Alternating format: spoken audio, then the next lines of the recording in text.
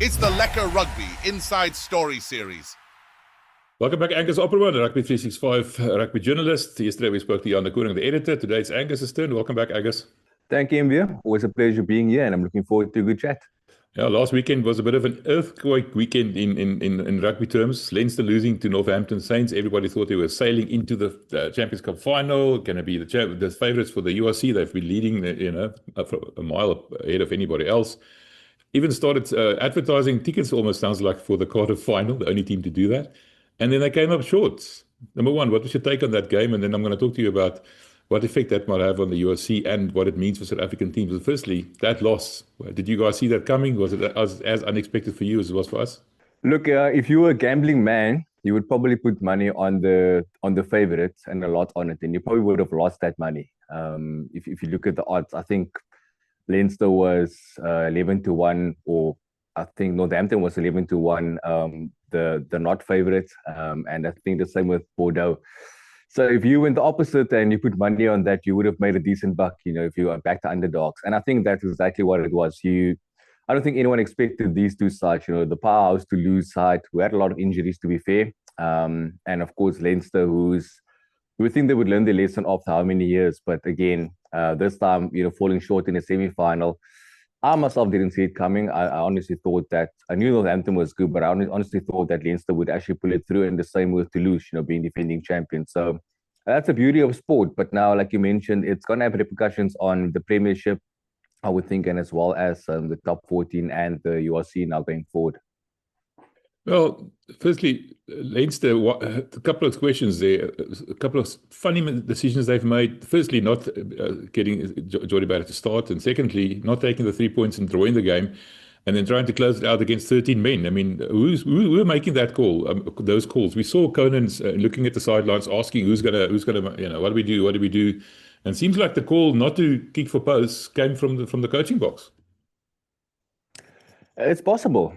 And I think it comes from, if you remember last season, the Champions Cup final, they played against Toulouse.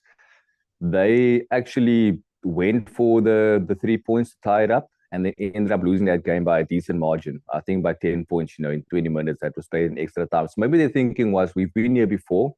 We tied the game up. We end up losing a final last year. Let's go all or nothing, which I can understand to an extent. But it's not the same game. It's a different situation. You want to get into a final. So with that little time left, give yourself a shot to stay in the game. If you feel you got the momentum on your side, why not go for the 3 points? If you feel you can actually be the dominant side for the next 20 minutes, should you go to extra time? So I would say, from the coach's point of view, that was a very silly decision. And it obviously came back to bite them. And unfortunately for Leinster, it's another trophyless season. Well, at least the Champions Cup trophyless season. The last one they won in 2017, 2018. So it's been a while. And they've been chasing this big one. And Leo Cullen said publicly after the match, it was, I think, on one of the Premier Sports, I think, on their channel.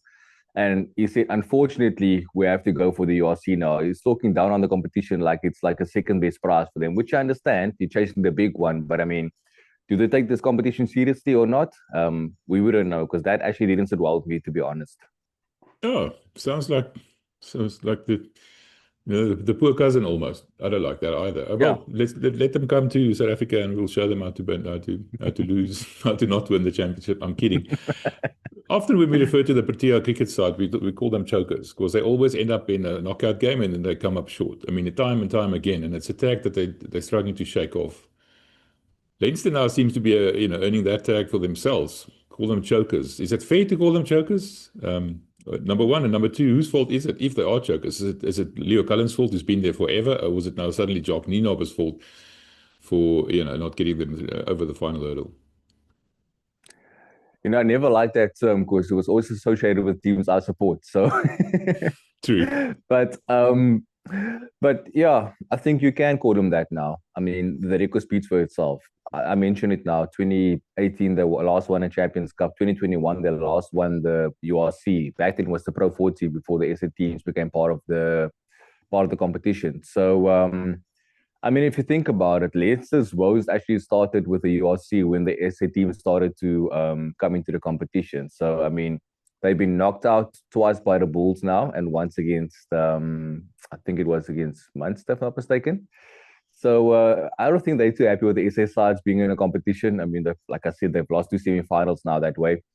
And if you want to put the blame in front of everybody, or anybody, I should say, it probably should always be the head coach. I know it's a cliche, and if the team wins, it's the head coach. If the team loses, it's the head coach, and they never look at the assistants. But the fact is, for 2 matches, they didn't concede a single point.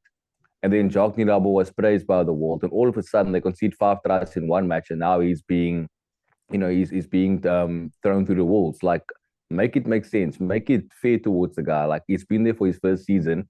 The defense is much better than it was in previous seasons. And one game where the opposition was just smart to actually identify weak points in the game and exploit it, and got it right on the day. It's not always, it's easy to identify something with another team. It's one thing to exploit it and get it right on the day. Now it makes him a bad coach. We're talking about a World Cup winning back-to-back defensive coach here. I mean, you really want he to was put the head blame coach, never mind defensive coach. head coach as well. Yeah. Exactly. But I mean, do you want to put the blame in from the door of a guy like that? And then you got a guy like Leo Cullen who's been there forever. It seems like they can make him the janitor of Leinster now. He's been there that long. So I feel like it's time for change for Leinster. And with all that talent, it just shows again, you can't always buy a trophy. And that's the reality of it. To me, the funny thing was the players were not committed. I mean, and the surest sign of that, you just mentioned that in 2 games in a row, Harlequins and then Glasgow Warriors, defending URC champions, not a Palooka team at all, not conceding a single point, and then letting in 5 tries, like you just said, making 97 tackles, but missing 41 tackles. What does that tell you about the team's commitment? And something was off there. Maybe they were too confident, maybe, do you think? Oh, maybe a bit complacent? I think a bit of both, actually. To be honest, I don't think they respected Northampton enough from the get-go, and it caught up with them. I mean, Sam Pendergrass was one of the biggest culprits in that game. He was so poor on defense, and he couldn't get his backline going as well. There were instances, maybe once or twice, he got them away, but like they looked very flat on attack. They weren't dominant at all at certain stages of the game. So I think it's a bit of both. I think they were a bit complacent and maybe a bit arrogant as well, and that probably happens subconsciously with any human being if you play sport. You're winning, you've put 2 teams away, you haven't conceded a point, and all of a sudden you think you're unstoppable. And that complacency will always set in at some point. Even if you have all the team talks of we're not going to get complacent and blah, blah, blah, eventually it's going to get you. And I think it's exactly what happened. So I think they did underestimate them. And I also think they were a bit overconfident in their own ability as well. And maybe a bit undercooked. I mean, they've got too many good players, so the top 50 don't really get all that time or that many opportunities to play together. Isn't that a bit of a thing as well, that maybe they weren't gelling as well as they should be? Whereas a team like the Bulls, for argument's sake, they've been injuries coming back, and they've been playing their best team, and the side has started to click, as we can see in the victories against Glasgow and Munster. Isn't that a bit of a problem, that they rested the players too much and not didn't give them enough game time? Yeah, look, it's a touchy subject because I'm all for rotation, and I've seen teams successfully using that policy and winning championships before. But I've also seen, like in Leinster's case, teams resting aside before a semi-final, maybe that last league game when they top the log, and then they get into a semi and they actually end up losing it. So there's no actual clear, I can put it this way, mathematical way to say this is the correct way that we should go, because it might work for you, might work against you. And I get the meaning behind it. You don't want to go and play Zebra on a Friday night and you got a Champions Cup semi-final the next week and play your best team against Zebra and 3 of your top guys get injured.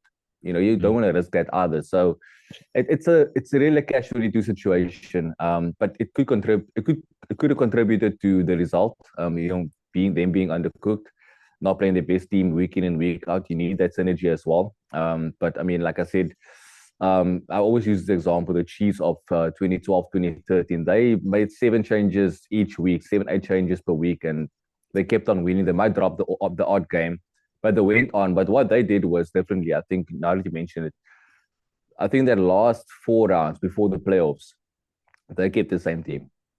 They didn't go mix and match for the last 4 rounds. So I think for the majority of the season, they made all those chops and changes and kept the guys fresh. But I think the last 4 round or 3 round robin games, getting into the quarters and semis and finals, they kept the same team together. And that's the one mistake Leinster might have made, is not to keep that same team together. I know there's two competitions going. I understand it, but maybe try that get their cohesiveness and maybe make like 1 or 2 changes to keep like some guys fresh, or maybe guys you don't want to get injured. You don't want to get injured fresh, but I think maybe the approach wasn't the best one going into this one again for the how many consecutive years now. Well, you talked about the other competition, the stepchild now, for lack of a better word, according to Leo Cullen, the poor cousin, the URC. Final 2 rounds coming up. South African teams very nicely set, apart from the Lions. I mean, even if they win both games, they're probably out of it anyway. But the Stormers, like they typically do, have a bit of a run towards the end and some nice games, some very important injured players coming back. The Bulls doing well overseas, doing better overseas than they're doing in South Africa, as a matter of fact. And then the Sharks, stuttering along, barely winning games, winning by 1 point here, 1 point there against teams that they should actually be putting away with this star-studded lineup that they've got. So South African sides not looking too bad. The European sides, on the other hand, look a bit shaky. Glasgow lost against the Bulls at home. They lost against Leinster, like we said before. They were 0, didn't score a single point there. Lots of injuries, lots and lots of injuries, but those players were coming back. And then Leinster, of course, the injured Bull, the one that's seeing red at the moment. How do you think Leinster's going to react towards the URC? Yeah, they see it maybe as a bit of a consolation prize, but I mean, do you think they're going to come out, roaring, trying to win it, giving everything they've got, or are they just going to, go through the motions? Will they be able to recover from it? The actual fact that they lost the Champions Cup, where they were set up perfectly to win the championship.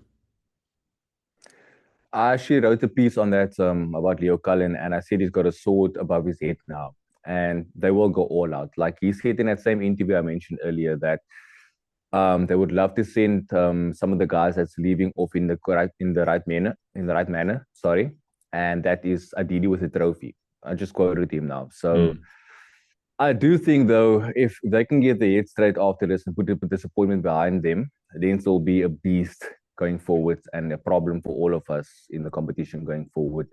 But if they don't exercise those demons and they let it get to them, then we might see a situation again where they might be knocked out in the semi-final by a Sharks or Stormers, or maybe lose a final against the Bulls or Glasgow or wherever the case may be. So it's all about, for them now, putting that demons behind them and working through them and make sure that they actually focus on one goal now. I think they haven't been in a situation for a long time where they can focus on a URC, out and out, where they can just like say, okay, we're going to focus on URC now, because there's always been a case of, oh, we got a Champions Cup final, and then they tend to take the foot off the pedal with the URC. It happened, I think, last year where they dropped a couple of games and ended third, and then, I think they ended third and played the Bulls in the semi-final, where the previous years they ended first and got knocked out at home in the semi-final. But I think that, this time around, hopefully for them, they can actually put the demons behind them and say, okay, we've got one shot at the trophy now. Let's give it our all, and make sure that we send these guys that are leaving off in the best possible way that we want to. Right. I think the game of the season is coming up next week. That's going to be Glasgow against Leinster. And why I'm saying that's important, if Leinster can beat Glasgow in that game, and Glasgow do not score a bonus point, and the Bulls can win both those games at home against fairly mediocre opposition, let's be honest, the Bulls should actually end up in second position. So lots at stake at that game. Leinster wants to prove not only that they're going to end up on the top of the lock, which they will, but more that they actually have recovered and got back into this. So I'm looking forward to that game, but a huge lot at stake at that game. No, it will be. I think honestly, the majority of Bulls fans, I think the SA Rugby public in general, will be having eyes on that game because of what you just mentioned now. Because I mean, it does have a big repercussion on where the Bulls might end up. Who they might play in a quarterfinal. So, look, I think, like I mentioned, now Leinster, for one, they will eye this trophy now. That's all they've got. They got one target. They don't have to juggle between two trophies, like Cullen mentioned as well. And secondly, they know they can beat Glasgow by a decent margin. And I think Glasgow will be reeling off their loss against the Bulls. And I mean, Franco Smith is a great coach, but I also think with their injuries and suspensions they have currently, they're not as strong as, they normally are. They're a bit vulnerable, whereas Leinster, I think they're really going to gun for this one. So I get a strong feeling that I think Leinster might get a bonus point winning against Glasgow, and unless they score 4 tries and not get the bonus point and get a bonus point, then I mean it takes a lot to score 4 tries against Leinster anyway. So Well, I think they will get bonus. Ask the Saints. Yeah. But I mean, like URC basically got a point there. But yeah, look, it's what I wanted. One of two things. So let's say Leinster beat Glasgow without them scoring. This Glasgow now scoring 4 tries. Then the Bulls will most likely go second. They win their 2 games with bonus points, which most likely will happen against Dragons and Scarlets. And Cardiff. And secondly, Leinster can also win with a bonus point, but then it's a situation where Glasgow is a great attacking side, can score 4 tries, and might just deny the Bulls that second spot. So it's going to be a lot riding on that game. And I think there will be a lot of eyes on that match, from the South African rugby public. Right, talking about the Stormers, they've got Marnie Libbok back from injury. They're playing Dragons, the last team on the log. What do you think? How are they going to approach this? Are they going to give Sasha a bit of a rest, bring Marnie back? It's the ideal opportunity, I would think, to give him a run without too much at stake. Look, the weather doesn't look too promising for starters on Saturday. It's going to rain apparently. So I do think they might, not might, I think they will actually put Marnie on the bench. It was interesting. I was in a press conference with Dobbo before the game against Connacht, and he said, I'm pretty confident. I'm going to quote you now. I'm pretty confident that somewhere along the season, the next couple of games, we are going to have a backline of Herschel Yankees, Marnie Libbok. He said, Sasha Fabing-Muzulu at center, Damien Phillips at outside center, and Warrigaland at fullback with either one of the wings like Ben Lodo, Sibelos, or Natloli Olenzas. So I think he's been targeting a match like that. And I still think that maybe what will happen is they will probably start with Sasha at 10, Damon at 12, Dan Dupe at 13, or one day at 13, either one of them. And then Warwick at 15. And then throughout the match, when it's a decent score, let's say they're 20, 30 points up, I mean, it's a Dragons. You can't underestimate any team, but they've been pretty poor this season. So let's say they are decent margin up, bring Marnie on, say, the second half. Then Sasha might move to 12, Marnie to 10, Damon to 13, replacing either Dan Dupe or Similani, and then Warwick stays at 15. And then you got all 4 of those players in the back line that Double, wanted in the first place. So, I mean, that's a possibility we can see most definitely this coming Saturday. Yeah, but Sasha at center, I mean, he's good enough for the position, but yes, man, it's such a risk. He gets injured. He got injured very early in the when he got injured before at center, inside center. I don't think that's a good move. I honestly don't think so. He's going to be a Springbok flyer for many years to come. Why go play him at 12? Yeah, look, I think Jan also mentioned it yesterday. Like, Willemse is the more physical one between the two, and he's quite a big lad. Sasha's not that small, but it's not that big either. I mean, if you compare him to an Under Esterhuis and Damon the Islander, those sort of centers, he's basically much, he's much smaller than those two guys. So I don't think he should play there. And the thing is, he's fearless. Like, he makes tackles that no one else would at fly off for that matter. He goes in and jumps the big guys, and it's like, listen, your flank is just there. Let your flank make the tackle. He's next to you, and he still goes in to make these tackles. So he needs to maybe, I know it's one thing to be brave, but a bit more smarter about how he approaches his game and everything. But I mean, if it does come down to it, and you play against the Dragons, maybe it's not the worst idea to give him 20 minutes at center if you wanted to play a full game. But I mean, do you want to risk that now going into your last game against Cardiff and then, and then basically going to the playoffs, most likely playing against either the Bulls or the Sharks? It's really something you shouldn't want to risk, with your number one star boy who's, I mean, if you think about it, India, imagine Sasha's been fit all season. How would the Stormers have looked if he had been fit all season? I mean, playing number 10. I mean, I think our results would have been much better, to be honest. Like, just his last few games, you would not say that's a guy that's coming back from an injury, like his second one in a couple of months. So he's been extraordinary so far, and I hope they don't mess him around, like they did with other players before. Well, if they keep going like this, they should end up in 5th. And like I said, we set up a quarterfinal against the Sharks in Durban. So that should be a one for the ages. Harry reckons the Stormers will go all the way. I think the Sharks might just be a bit too strong at home, but we're jumping the gun here. Let's talk about the Bulls quickly. For some reason, the Bulls this year are better away from home than they are at home. Not much, but I mean, still, they've always had the reputation that they're not good on the road, and this year they actually turned it on its head. Beat Munster at home, beat Glasgow at home. Yeah, they lost to Edinburgh in the knockout game for the quarterfinal for the the Challenge Cup. But the point remains that this Bulls team is starting to click very nicely, gelling very nicely, and they must have got a lot of confidence from being able to beat those very strong teams. And especially that grudge match, let's call it what it is, against Glasgow. The Bulls must be riding on an high here. You mentioned this now, and I remember the Super Rugby days. The Bulls were arguably the worst travellers of all the SA teams. I know the Sharks were the best, the Stormers were iffy, but the Bulls were always the worst travellers going overseas in Super Rugby days. And now in the URC, the last 3 seasons, you guys went on to beat Leinster in the semi-final. I mean, that's remarkable. Even that first 2 you guys had was amazing, whereas the Stormers, not so much. But yeah, most definitely. I think for starters, and I think you mentioned this once to me, is that the pressure the Bulls feels at home to win at Loftus might sometimes get to them. I mean, you're a Bulls fan yourself. You know how big the expectancy of that crowd is. If you don't win, and I think that pressure sits on them. But when they go overseas, you stay in hotels, you're there with your teammates, you go out for coffees and have lunches together. Your only pressure is to actually upset the home crowd that you're going to play against. And some guys, they thrive on that. They thrive on not having the pressure of their own people on their shoulders. They actually thrive on the fact that, we're going to be at your stadium now. Okay, I'm going to show you a thing or two today. And maybe if the Bulls can get it right to have the mentality of we can win anywhere, home and away. I mean, they're halfway there.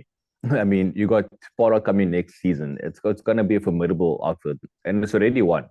It's going to be even a stronger outfit next season. So I think that pressure where they might have had a bit of inexperience before. When Jake started, I mean, that squad has grown in leaps and bounds. I mean, they haven't won much since the two Curry Cups, but you can see the growth in the team, and you can see it's a happy team as well. And I think that's amazing for them. So I think basically the Bulls need to just work on the pressure of playing at Loftus, and they should see it as the same when they play overseas and not have the pressure on them so much, when they play in front of their friends and family and all the supporters as well.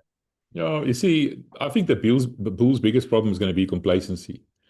They're playing against Cardiff and then Dragons, and both those teams they should actually beat quite easily. But we've seen teams stumble over easy games. Leinster against Scarlets just the other day, for that matter. Couple of upsets this season as well. Do you think there's a danger of complacency? We spoke to Marco van Staren yesterday, and he said, no, the Bulls are all fired up and ready for it. But the point is, it's still the Dragons are last on the lock. The Cardiff, they're not that bad. They're actually much higher up on the lock. But the point is that they're still not that strong a team. Do you think the Bulls might be in danger of a bit of complacency? We saw what it could do, what it could mean to a team like Leinster. Maybe the Bulls are in danger of doing the same thing. Yeah, look, I mentioned this earlier, and I mean, all the team talks in the walls. Like, sometimes from a player's point of view, you just have the complacency in your head, and it's not that it's anyone's fault. It's just human nature. But I hope not for the Bulls say that it's the case. I don't think that there will be as a team, but stranger things have happened. I mean, I can make good examples like that 2014 season when the Jaguars had the Sharks. They just had to beat the Cheetahs at home, and they would end, I think, second on the lock and get a home semi-final. And they ended up losing that game, and they ended third. And I had to go play the Crusaders in Christchurch. It's those small little margins in India that can bite you in the behind. So Cardiff might be a bit of a tough bullet to take, but I don't think they'll lose. I still think they'll get to a decent bonus point win. I think Cardiff will show a lot of fight. They've also been peaking now relatively well the last couple of games, what I've seen. Dragons, I wouldn't worry too much about. But yeah, I still think the Bulls should get their 10 out of 10 points out of the next couple of games, in all honesty. Right, and then what team do you think the Bulls should be playing? Should they be going full strength here, give those guys a nice run, and then with the week off between the last game of the league and then the first game of the knockouts being the champions in the Challenge Cup finals, do you think the Bulls should take this opportunity to give their best guys a run, or should they still continue to rotate? I would say play not a second string side, play a mixed starting side, and only in an emergency, get a strong bench on. So if you see there's a popo that might strike the fan, It's like the 2007 game against Tonga with the box. Send the bench on if you need them, but only if you need them. If you want maybe like a guy to get a bit of minutes, maybe do that. But yeah, I think the Bulls are in a good position now to not gamble, but play, I wouldn't say a weaker side, but a much changed side, and have the first choice players maybe on the bench. Should push comes to shove, but if it's not needed, let the guys play the full 80 or 70 minutes, whatever the case may be, and then get your 5 points and go home. Talk about the Sharks. They play against the Ospreys and the Scarlets. Neither of those teams should be a problem for them. But the Sharks do not seem to be firing on all cylinders. I mean, they lost badly at Ellis Park, barely won the game the week after the return game at Kings Park. And then, barely beat Zebra, lost against the C team, Leinster at home. It's not been great going there for them. Is that a team in turmoil? Is it an unhappy team? Because with those stars, they should be shooting the lights out, and they're not.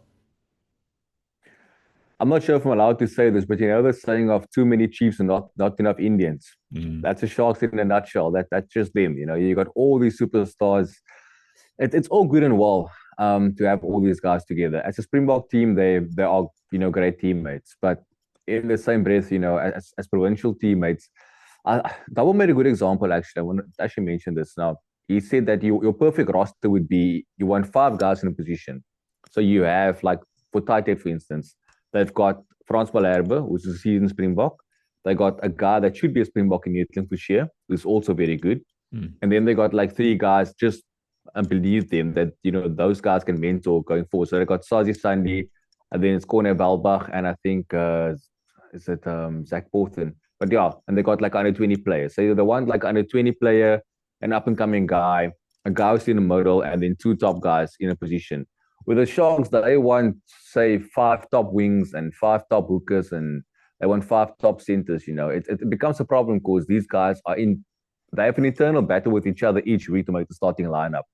And that, for one, can cause a lot of friction in the team. Secondly, I just don't think they've ever gelled together. I think their best time when they gelled together was when they won the Challenge Cup final, because they had to stick together after a very poor URC season. So culturally, I think they still got a way to go. I think they are doing better than last season, most definitely.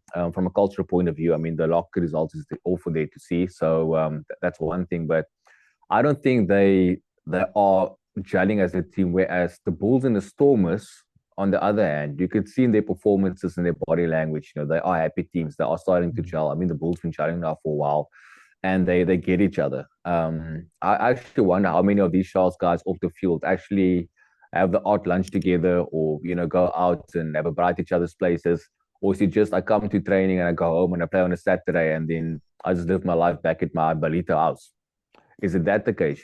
I mean, those off-field stuff goes a long way with the team, and I think maybe they don't have enough of that in their side. Yeah, that's true. Well, it's set up nicely. It's going to be a nice run. The South African teams have a bit of a nice run in against pretty poor opposition. Not to offend anybody. So, yeah, like I said, I think probably the game of the season next week, Leinster versus Glasgow, lots at stake. Leinster this weekend playing against Zebra, that should be a bit of a performance, let's call it that. But yeah, thanks, Angus. That was interesting. I'm looking forward to this URC, starting again, because like I said before, the South Africans just do not take to the Champions Cup and Challenge Cup yet. No, definitely not. I mean, I'm looking forward to going to the stadium this weekend because I haven't been since you guys beat us there. So it's been a while. I haven't been to the DHL Stadium since. Well, I've been for press conference and stuff, but not for an actual match. Yeah, and shout out to Brok Harris, MBA. The man announced his retirement yesterday. We all saw it coming after the injury against Benetton. We walked off and all his teammates embraced him. And it was such a moment where they knew that was his last play in the Stormer jersey. It was an emotional moment, I think, even for us as supporters and fans. So a big shout out to Brok Harris. I'm not sure how many Western Province caps he has. He has 170 Stormers caps, unmatched. The most capped Stormer ever.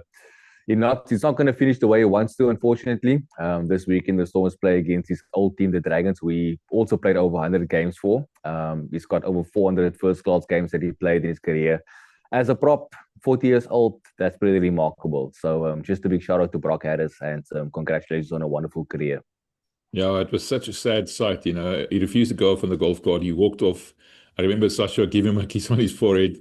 and you knew this is the end of it. It's such a sad way to end it. And like you said, it would have been fitting for him to maybe, have a chance to play against his other team, the Dragons, the only other team he ever played for. But no, it's not meant to be. It's the Lekker Rugby Inside Story Series.